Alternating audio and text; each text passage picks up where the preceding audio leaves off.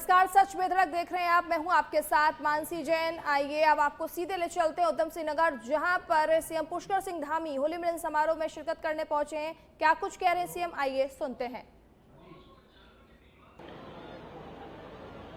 रुद्रपुर विधानसभा के लोकप्रिय विधायक आदरणीय शिव अरोड़ा जी, महापौर रुद्रपुर श्री विकास शर्मा जी, भारतीय जनता पार्टी के जिलाध्यक्ष काशीपुर श्री मनोज पाल जी, हमारे बहुत वरिष्ठ नेता और मेरे भी अभिभावक जिन्होंने कई वर्षों तक काशीपुर का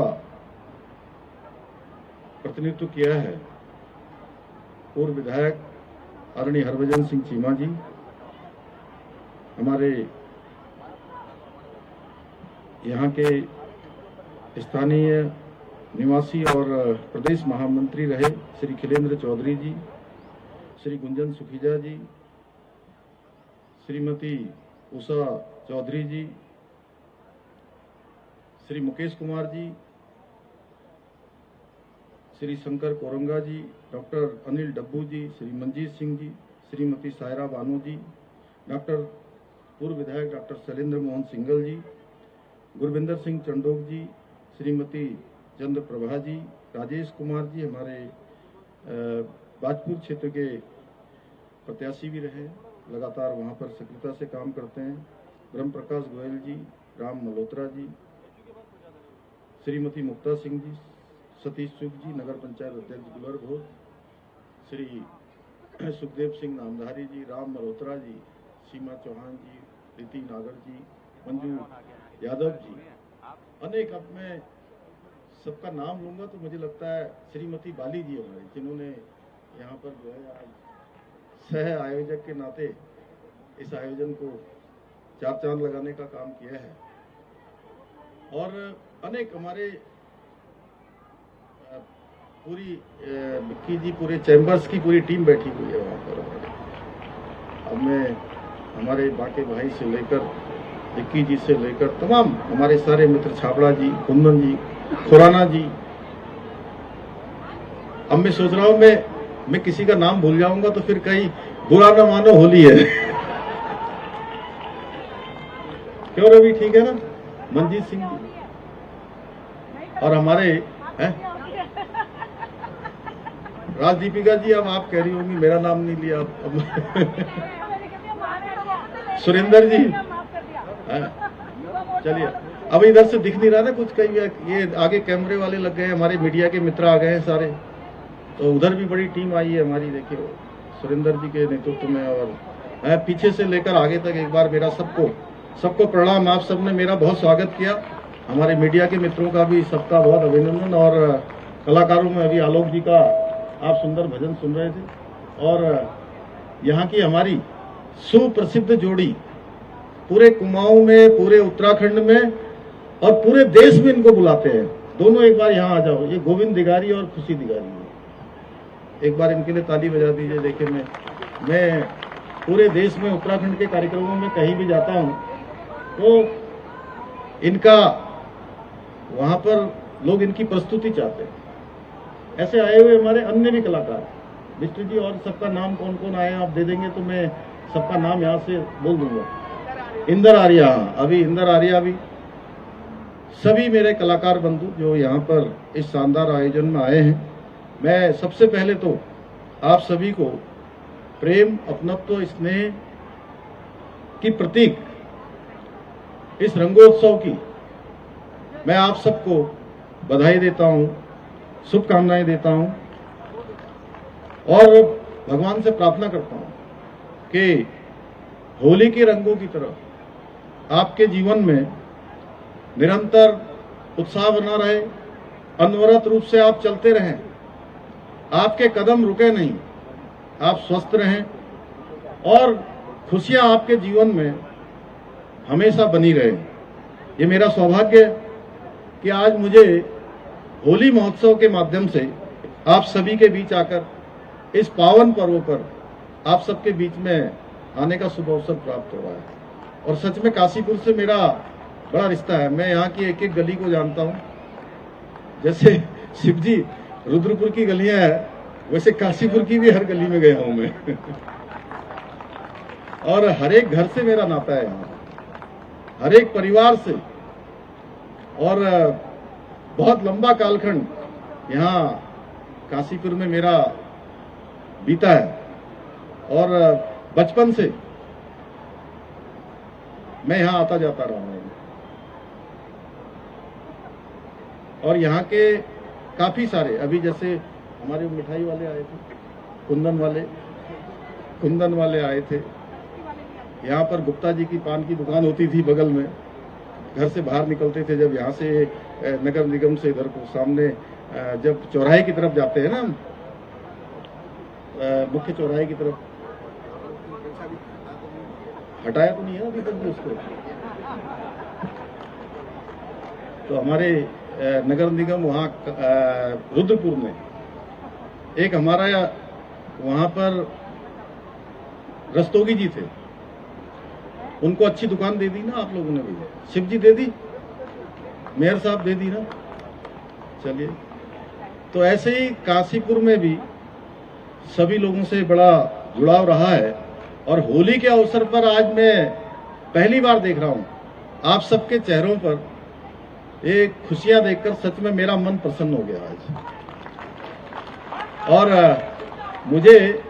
मैं वैसे पिछले 3 दिनों से लगातार होली के कार्यक्रमों में हूं और सबसे प्रसिद्ध होली कुमाऊं, काली कुमाऊं की होती है लोहाघाट में, जहां हजारों हजार हमारी माताएं बहनें अपने परंपरागत वेशभूषा में होली का गायन करती हैं। वहां से शुरू हुआ परसों रात तक अनेक कार्यक्रम, चंपावत में, टनकपुर में, खटीमा में, और कल पूरे दिन भर हल्द्वानी में।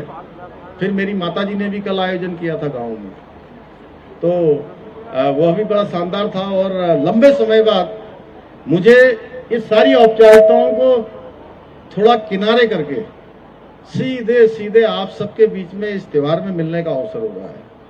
और इससे मुझे इतनी ऊर्जा प्राप्त हो रही है कि अब मैं पूरे साल भर राज्य की तरक्की के लिए, राज्य के विकास के लिए, राज्य को आगे ले जाने के लिए आपसे प्राप्त हुई ऊर्जा को समाज सेवा में बदलने का काम करूंगा।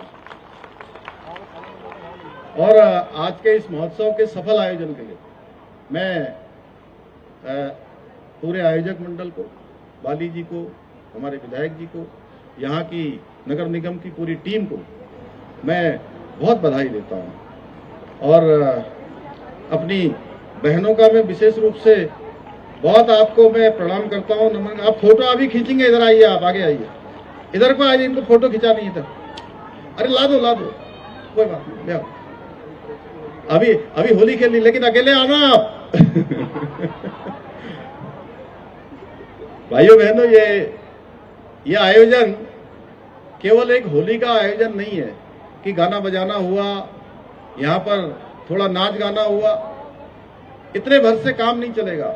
यह आयोजन जो है, हम आज के दिन ये भी संकल्प लें कि हम जो हमारी ये प्राचीन संस्कृति है, हमारी सांस्कृतिक विरासत है, उसको सहेज कर नई पीढ़ी तक ले जाने का हम लोग संकल्प लें कि हमारे नए बच्चे भी, हमारे नौजवान भी पुराने समय में जैसे होली गाते थे, होलियार आते थे, उनका सब स्वागत करते थे और कई दिनों तक होली चलती थी।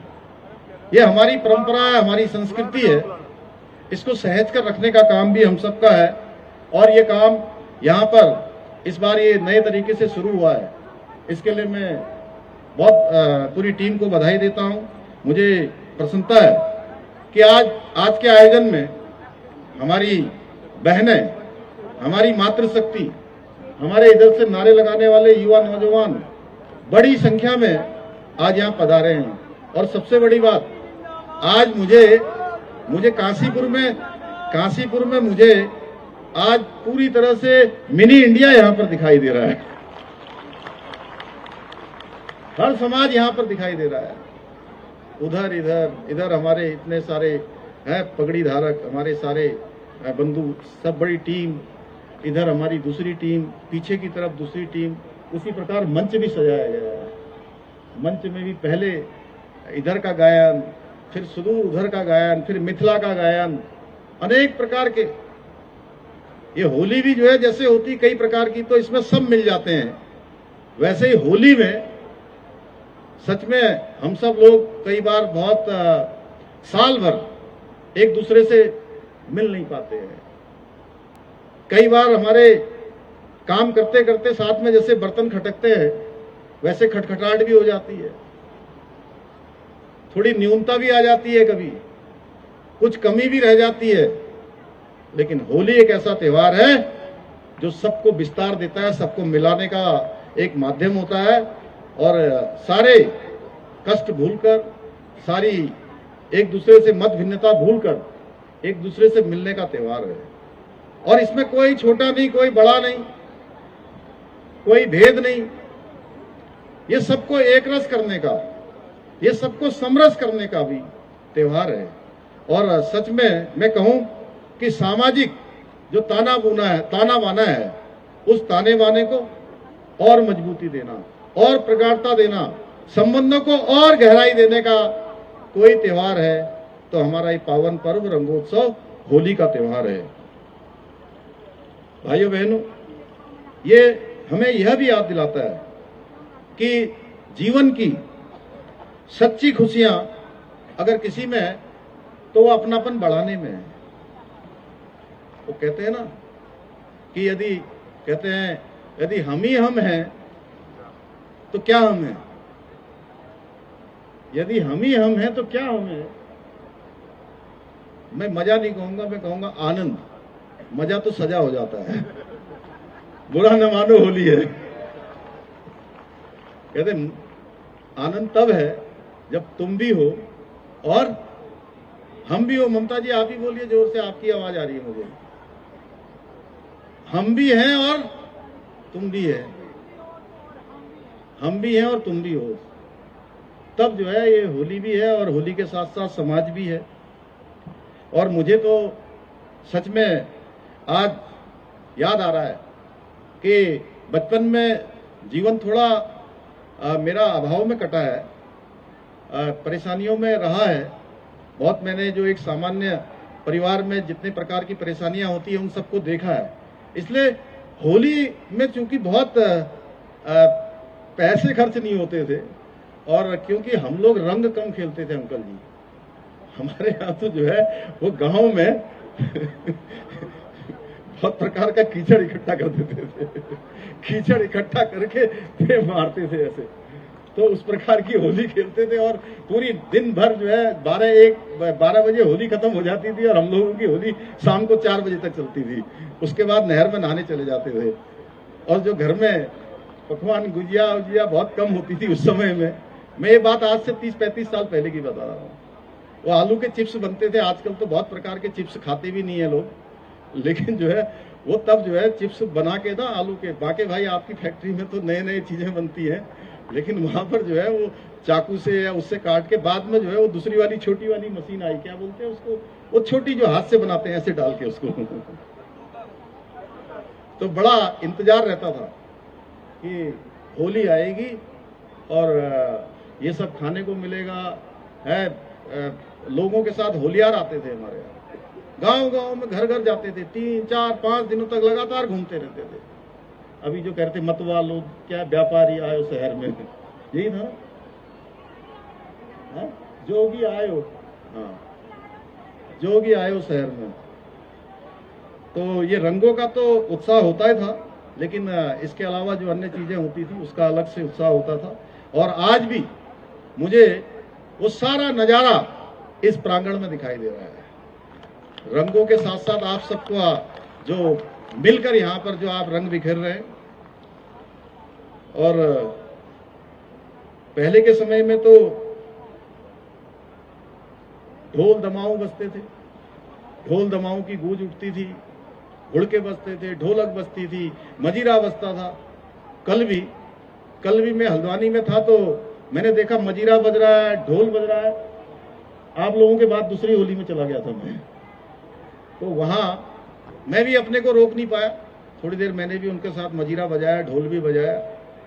तो पहले की जो स्मृतियां हैं वो फिर से एकदम स्मरण में आई।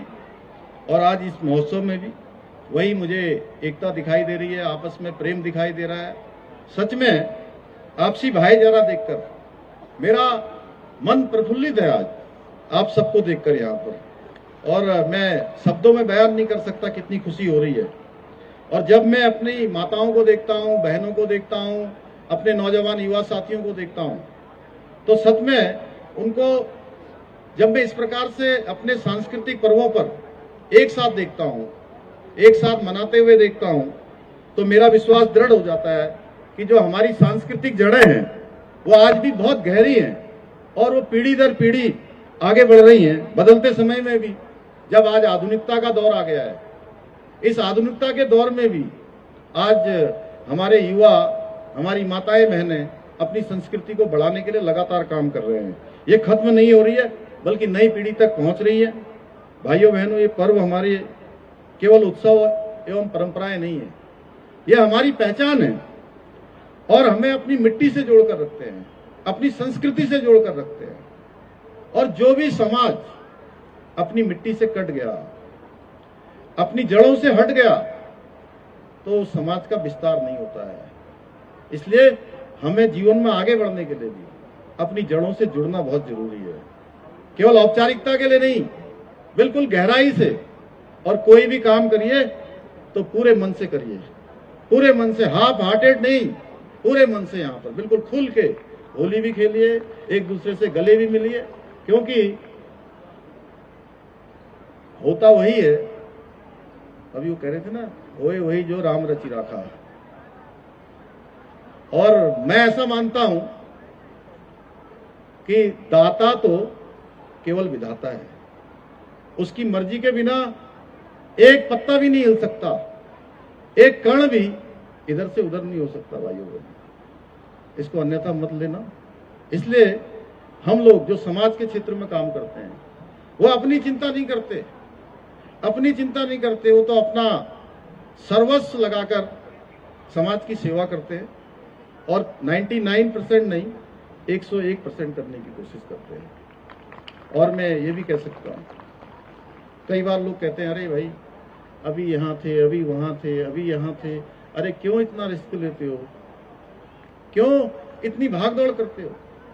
तब मैं एक ही बात कहता हूँ, बुरा ना मानो, होली है, हमें चिंता नहीं हमारी है, हमें चिंता नहीं हमारी है, हमें तो चिंता उनकी है, हमें चिंता उनकी है, हमें चिंता नहीं हमारी है, हमें चिंता उनकी है, अपने तो रक्षक श्री कृष्ण चक्रधारी हैं।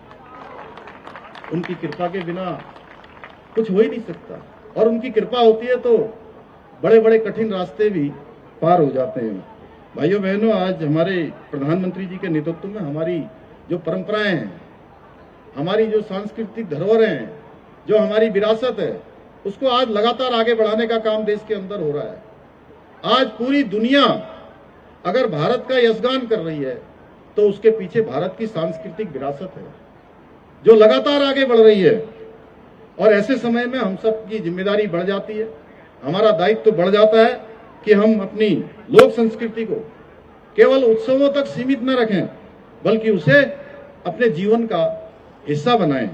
मैं विशेष रूप से अपने युवा साथियों से कहना चाहता हूं कि आधुनिकता के साथ बढ़ें, आधुनिकता को भी अपनाएं।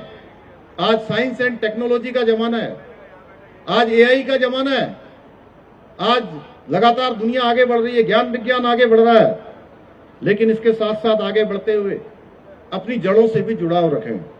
अपने लोकगीत, अपने त्योहार, अपनी परंपराएं, उनको जानें और उनको औपचारिक न मानकर उन पर गर्व करना सीखें, उनको आत्मसात करें और उन्हें आगे बढ़ाएं।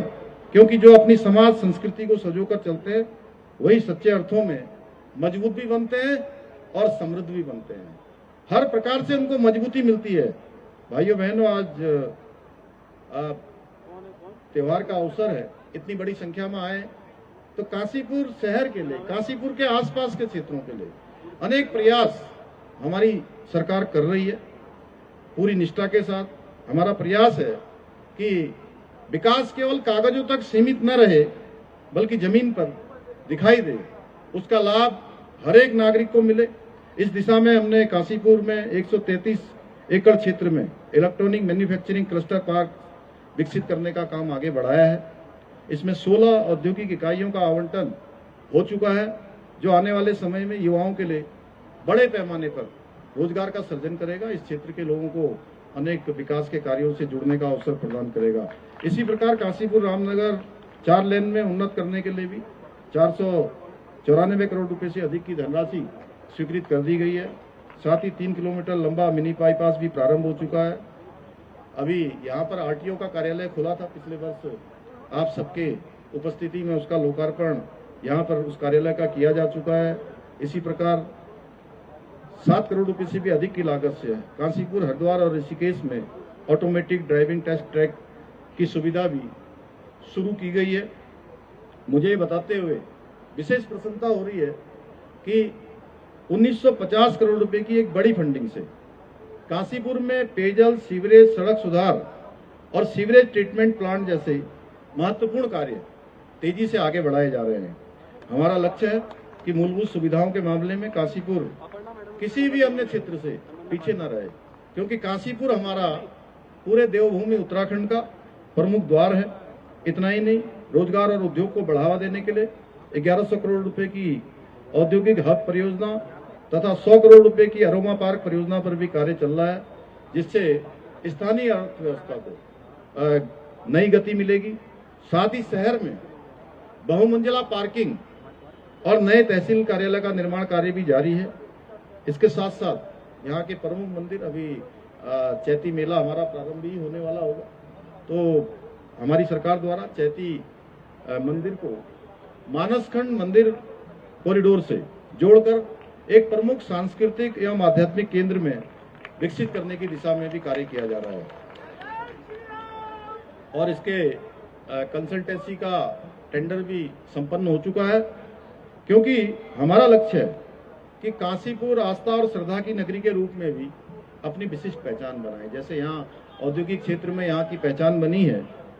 भाइयों बहनों, यहाँ से चूंकि किसी को भी उत्तराखंड आना होगा दिल्ली से या बाहर से, उत्तर प्रदेश से, तो वो रामनगर जाए या हल्द्वानी जाए या कहीं भी आगे को टनकपुर या पिथौरागढ़ की तरफ भी जाएगा, तो अगर इस मार्ग को पकड़ेगा तो उसको काशीपुर रास्ते में दिखाई देगा।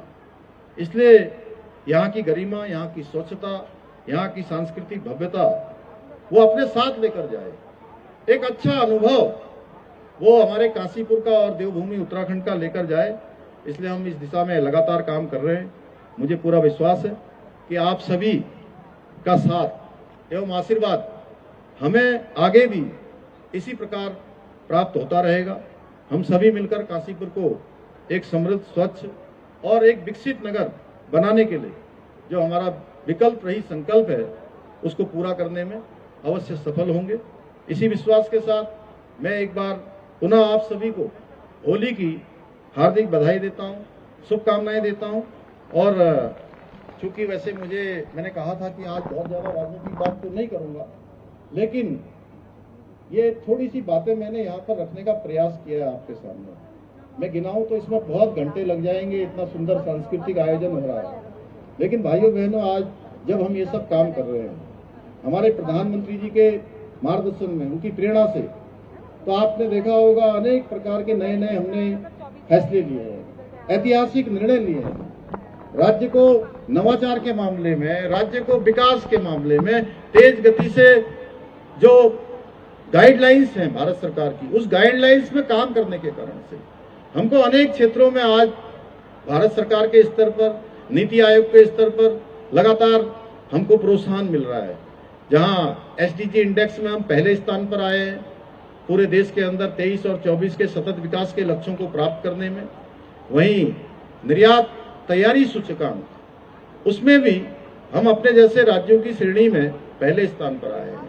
पर्यटन के क्षेत्र में हमको पर्यटन का सर्वश्रेष्ठ पुरस्कार मिला है, फिल्म के क्षेत्र में मिला है, कृषि के क्षेत्र में मिला है, मत्स्य के क्षेत्र में मिला है, खनन के क्षेत्र में भी हमको एक अच्छा जो भारत सरकार के जो नॉर्म्स हैं उसको पूरा करने के लिए 100 करोड़ रुपए की धनराशि 2 बार भारत सरकार ने हमको प्रोत्साहन राशि के रूप में दिया है। इसी प्रकार फाइनेंशियल डिसिप्लिन बनाने में, उसमें भी हमको भारत सरकार में विशेष रूप से 350 करोड़ रुपए हमको प्रोत्साहन राशि के रूप में दिया है। आप देख रहे होंगे प्रति व्यक्ति आय बढ़ी है, हमारा बजट बढ़ गया है, बिजली उत्पादन 4 गुना हो गया है, अनेक नए नए निर्णय हुए हैं। यूसीसी जैसा कानून पूरे देश के अंदर सबसे पहले हमने उत्तराखंड में लागू किया है। उत्तराखंड देवभूमि पहला राज्य बन गया है। आज चाहे वो धर्मांतरण का कानून हो, चाहे वो नकल का कानून हो, चाहे वो दंगा रोकने का कानून हो, लैंड जिहाद, लव जिहाद, थूक जिहाद जैसी घृणित मानसिकताओं के खिलाफ कठोर कार्रवाई करनी हो, या मदरसा बोर्ड समाप्त करना हो, ऐसे अनेक ऐतिहासिक निर्णय हमने लिए हैं भाइयों बहनों। हम लगातार, हमारा लक्ष्य है कि देवभूमि उत्तराखंड देश का श्रेष्ठ राज्य बने, हिंदुस्तान के अग्रणी राज्यों में हमारी गिनती हो, उसके लिए हम काम कर रहे हैं। लेकिन आप देखते होंगे, हम जब इतने सारे निर्णय ले रहे हैं, तो अभी एक कोई अमेरिका की कंपनी कोई सर्वे करती है, और सर्वे में मुझे कहते हैं कि मेरा नाम वो हेट स्पीच देने वालों में पहले नंबर पर उन्होंने रख दिया हुआ। पता नहीं कहाँ से सर्वे आया। अब मैंने कहा, तो मुझे पूछने लगे कुछ मीडिया के मित्र मुझे पूछ रहे थे कि आपका नाम इसमें आया है। मैंने कहा, मैं तो कभी किसी से हेट करता ही नहीं हूँ, मैं तो सबसे प्रेम करता हूँ, तो मैं हेट स्पीच क्यों करूँगा। लेकिन देवभूमि उत्तराखंड की बहन बेटियों के जीवन को बचाने का काम क्या मेरा नहीं होना चाहिए? क्या यहाँ धर्मांतरण नहीं रुकना चाहिए? क्या यूसीसी जैसा कानून हमने लागू किया है, क्या वो लागू नहीं होना चाहिए, जिसको भारत का संविधान कहता है? यहाँ पर लैंड जिहाद के खिलाफ कार्रवाई नहीं होनी चाहिए, या यहाँ पर थूक जिहाद जैसी घृणित मानसिकताओं के खिलाफ कार्रवाई नहीं होनी चाहिए? देवभूमि के अंदर जितने अवैध कब्जे, उनको अगर हटाना, अगर आप उसको इस श्रेणी में मानते हैं, तो मैंने कहा आपको जो मानना है मानिए, हमको स्वीकार है, हम इसमें रुकने वाले नहीं है, हम तो लगातार और आगे बढ़ते जाएंगे और काम करते जाएंगे। क्योंकि आज देश के अंदर ऐसी स्थितियां हो गई हैं। आपने देखा होगा, देश में पूरे दुनिया की सबसे बड़ी एआई समिट हमारे प्रधानमंत्री मोदी जी के संयोजन में हो रही थी, उनके नेतृत्व में हो रही थी। दुनिया के बड़े बड़े देश, कई देशों के प्रधानमंत्री, राष्ट्राध्यक्ष, कई देशों के मंत्री दिल्ली में आते हैं, और भारत का गौरव बढ़ता है पूरी दुनिया के अंदर कि भारत आज एआई के क्षेत्र में, भारत आज साइंस और टेक्नोलॉजी के क्षेत्र में, भारत नवाचार के क्षेत्र में आगे बढ़ रहा है।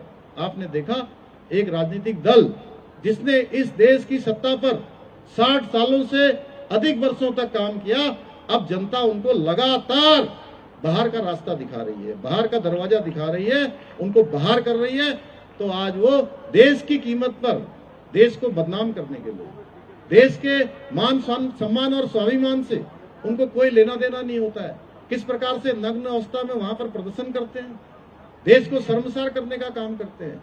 जहां आज भारत दुनिया की चौथी सबसे बड़ी अर्थव्यवस्था बन गया है, कुछ ही सालों के बाद भारत दुनिया की तीसरे सबसे बड़ी आर्थिक शक्ति बनने वाला है। 3 आर्थिक शक्तियां होंगी, जिसमें भारत होगा, अमेरिका होगा और चीन होगा।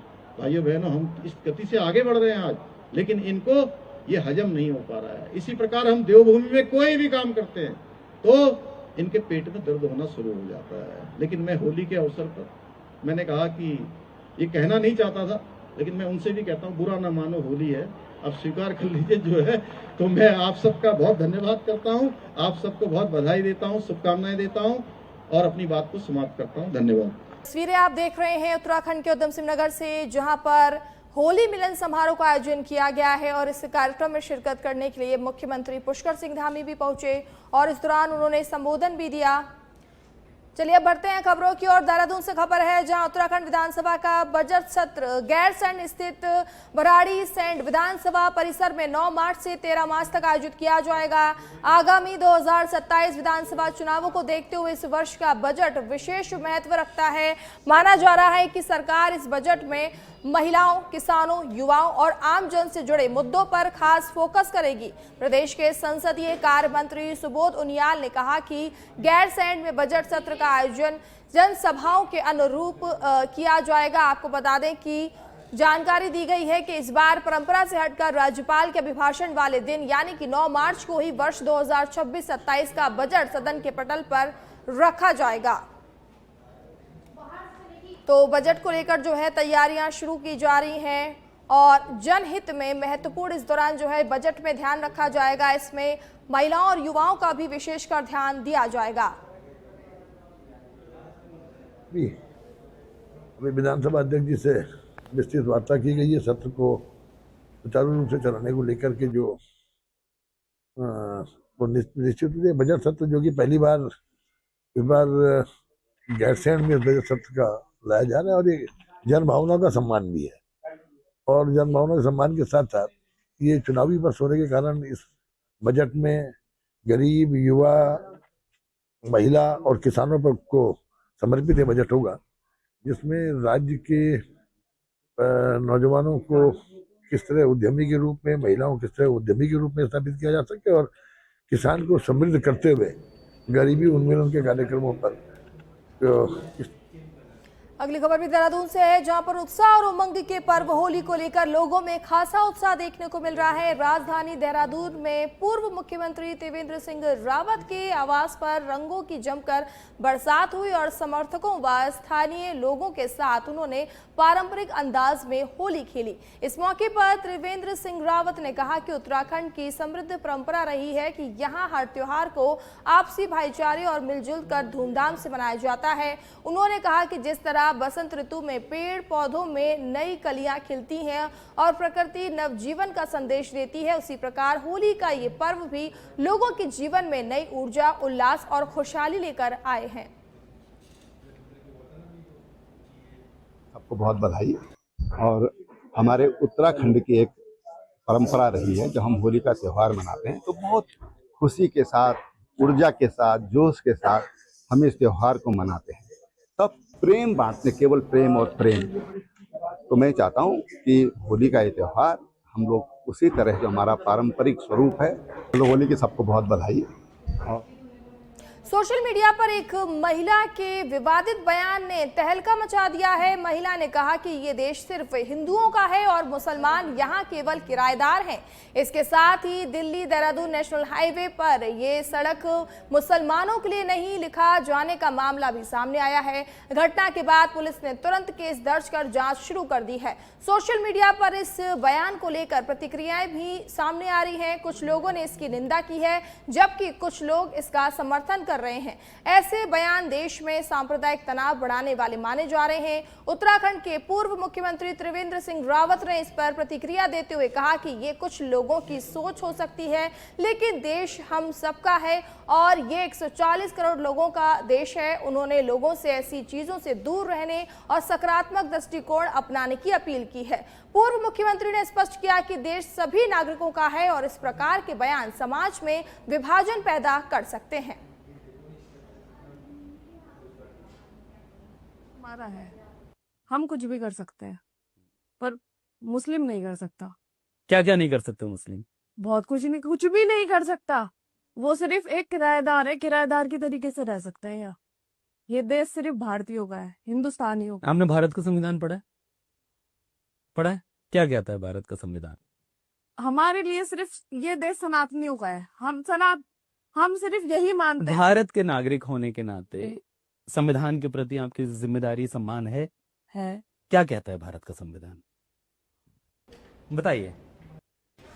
भारत का संविधान तो कहता है सब बराबर है, लेकिन आप तो चलिए फिलहाल खबरों में इतना ही। आप देखते रहिए सच बेधड़क। नमस्कार।